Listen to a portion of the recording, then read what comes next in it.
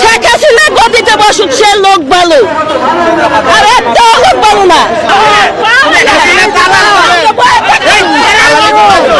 সত্যি কথা বলতে গেলে শেখ মুজিবের জেলে যায় বাঙালিরা, দোষী কোন জায়গায়? কি মোহব্বত। আরে কুল চাচি কুল, এত উত্তেজিত হওয়ার দরকার নাই। আপনার নেত্রী শেখ হাসিনা তো বলেই দিয়েছে যে কোনো সময় সে চট করে দেশে ঢুকে পড়বে। তো সহজ না ভাই, টুস করে ঢুকে গেলে ঠুস করে তাকে কারাগারে নিয়ে তাকে 180টা মামলার দায় 180 বার তাকে ফাঁসিতে ঝুলানো হবে না, তাকে চিড়িয়াখানার মতো রাখা হবে যে আমাদের দেশে একটা স্বৈরাচার ছিল, আমাদের দেশে একটা ফেরাউন ছিল। আরে এরা কারা? কোত্থেকে? হ্যালো এভরিওয়ান, অস্থির বাঙালির আরো একটি নতুন ভিডিওতে আপনাকে স্বাগতম। আজকের পর্বটিও আগের মতোই মজার হতে চলেছে, তো বেশি কথা না বাড়িয়ে চলেন আমরা ভিডিওতে চলে যাই। পুরান ঢাকার কোন স্মৃতি আছে যেটা আপনাকে তাড়া করে বেড়ায়? হ্যাঁ, আমাকে একটা ছেলে ডিস্টার্ব করতো, আমার জন্য বিষ না ওই যে ফিনাইল খাইছিল। আহারে কি কোন? আহা, তারপর মারা গেছে? মারা যায় নাই, ও মারা গেলে ভালো হতো না, মানে ডিস্টার্ব করতো আর কি। জানি না। বড় কথা, শেখ হাসিনা গেছে ঠিকই বাংলাদেশ থেকে, কিন্তু ওর কিছু যমজ ভাই বোনকে রেখে গেছে। যেমন আমাদের কলেজের প্রিন্সিপাল। নিঃসন্দেহে তুই ঠিক কথা বলেছিস। বান্ধবী আমার একদম মিথ্যা বলে না। শেখ হাসিনা পালিয়েছে ঠিক আছে, কিন্তু বাংলার জমিনে এখনো তার কিছু যমজ ভাই বোন রয়েছে। দাবি রয়েছে এবং প্রথম দাবি হচ্ছে আমাদের প্রধান দাবি। আমাদের প্রথম দাবি হচ্ছে আমাদের নবম শ্রেণীর বার্ষিক পরীক্ষা বাতিল করতে হবে। বাংলাদেশ হইলো এখন একটা দাবির দেশ। কয়দিন পর এমনও দাবি উঠতে পারে কোনো ছেলে মেয়ে সিঙ্গেল থাকবে না, সবাই এই বয়ফ্রেন্ড গার্লফ্রেন্ড থাকা লাগবে। নেত্রী চলে গেছে, তখন আবার নেত্রীর জন্য খারাপ লাগছে। এজন্য সবাই আমাকে 2,57,000 ফলোয়ার আমার আনফলো করে দিয়েছে 1 ঘন্টার মধ্যে।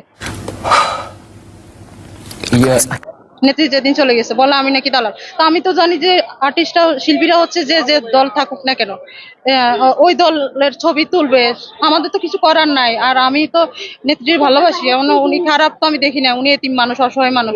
কি মোহব্বত। আহারে বেচারির কি যে কষ্ট। শেখ হাসিনাকে সাপোর্ট করার কারণে আপনার তাকে কেন আনফলো করলেন? তার কি দোষ ছিল? চোখে তো লাল কেন? ঘুমাই রাখে একটা গান বাইরে হয়েছে না, কি যেন চোখ লাল কিসে? বন্ধুর চোখ যে কেন লাল, বান্ধবী তুমি বোঝো না? ফিটার খাও নাকি?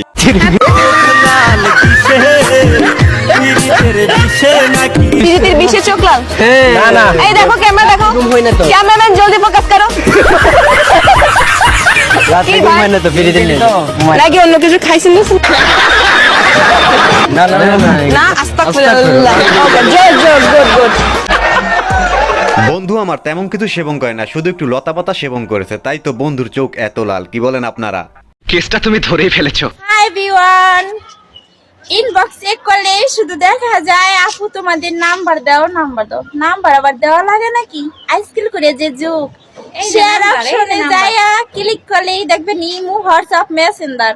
আপনার এখানে যারে মন চায় তার নাম্বারটাই পাই। আসো খেলবো। হাই বন্ধুরা, এই দুষ্ট বান্ধবীদের মধ্যে কার কোনটাকে পছন্দ হয় লজ্জা না পেয়ে কমেন্টে জানিয়ে দেন। বাংলাদেশের কোন জেলার মানুষ সব থেকে বেশি খারাপ? কি হবে? কোন জেলার মানুষ সব থেকে বেশি খারাপ? আমার মনে হয় নোয়াখালী। নোয়াখালী কেন মনে হলো? কারণ নোয়াখালীর মানুষরা বেশি ঝগড়া করে, এই কারণে আমার কাছে নোয়াখালীর মানুষরা বেশি খারাপ মনে হয়।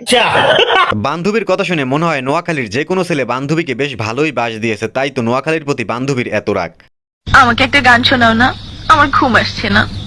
ফাকনামি করো না, সাবধান করে দিছি, সাবধান হয়ে যাও, কখনো কয়ে দিছি। তাহিরি কখনো নরম কখনো গরম, ফটনীতি করো না। কথা কি ক্লিয়ার না ভেজাল আছে? এখন ছোট্ট একটা অনুরোধ, আপনি যদি এই চ্যানেলে প্রথমবারের মতো ভিডিও দেখে থাকেন তাহলে চ্যানেলটি সাবস্ক্রাইব করে আমাদের সাথেই থাকবেন। আমি ছাত্রলীগ করছি 4 বছর ধরে, আমি এখন সেন্ট্রাল ইউনিভার্সিটি। ও মাই গড, আমি ছাত্রলীগ করছি 4 বছর ধরে। ও গড, এর একবার দিলা।